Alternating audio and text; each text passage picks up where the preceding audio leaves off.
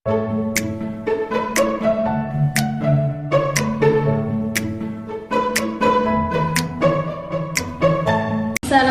warahmatullahi wabarakatuh.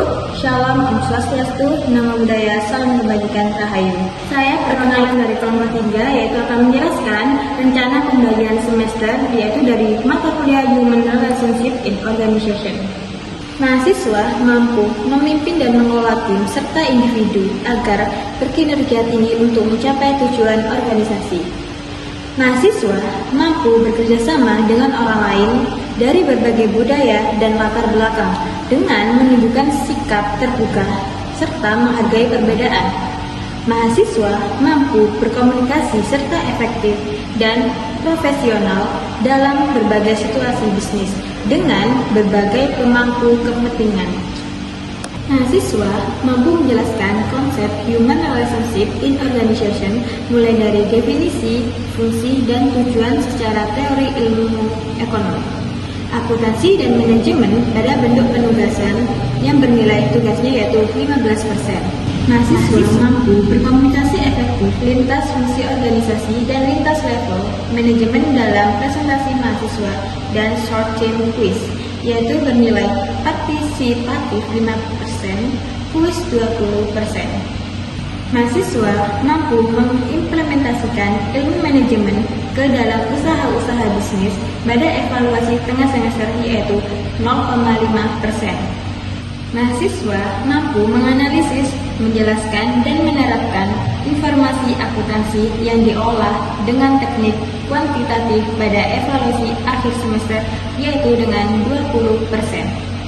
Mahasiswa mampu mengimplementasikan keterampilan komunikasi efektif dalam rangka penyampaian argumentasi empiris dan teoritis di bidang manajemen ke dalam bentuk artikel ilmiah dengan topik human relation 35%.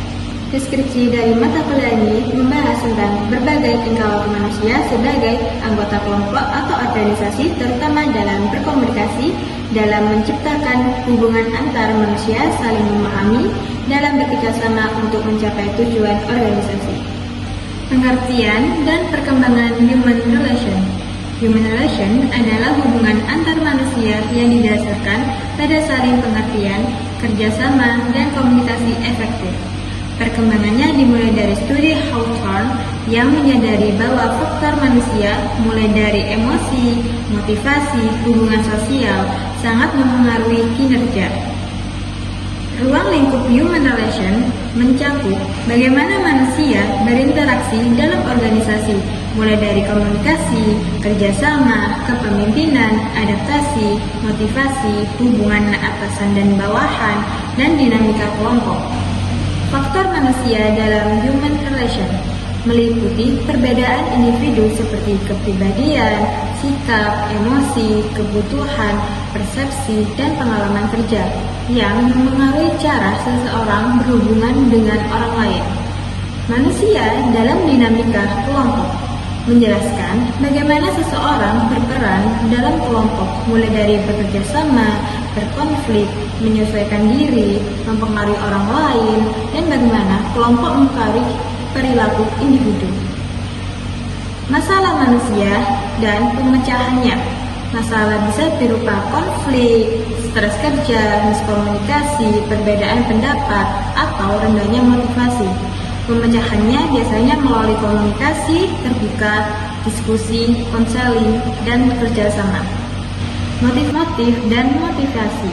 Motif adalah alasan dasar seseorang bertindak, misal ingin dihargai. Motivasi adalah dorongan atau energi yang membuat seseorang mau bekerja atau mencapai target. Human relation sebagai kegiatan komunikasi. Human relation tidak bisa dipisahkan dari komunikasi. Komunikasi yang efektif kayak jelas, empati, tidak menghakimi. Jadi, dasar terciptanya hubungan yang baik di organisasi. Konseling sebagai teknik human relation. Konseling digunakan untuk membantu karyawan menyelesaikan masalah personal atau pekerjaan. Tujuan utamanya memahami masalah, memberi dukungan, dan mencari solusi bersama. Diskusi kelompok. Proses komunikasi dalam kelompok itu berbagai ide, menyelesaikan masalah atau mengambil keputusan. Diskusi membangun kerjasama, kreativitas, dan memahami antar anggota. Kepemimpinan dalam hubungan relation adalah kemampuan mempengaruhi orang lain secara positif dengan empati, komunikasi yang baik, dan perhatian pada kebutuhan manusia, bukan hanya tugas. Etika dalam human relation berupa nilai dan norma seperti kejujuran, saling menghormati, keadilan, tanggung jawab, dan menjaga kerahasiaan. Etika penting agar hubungan dalam organisasi tetap sehat dan profesional.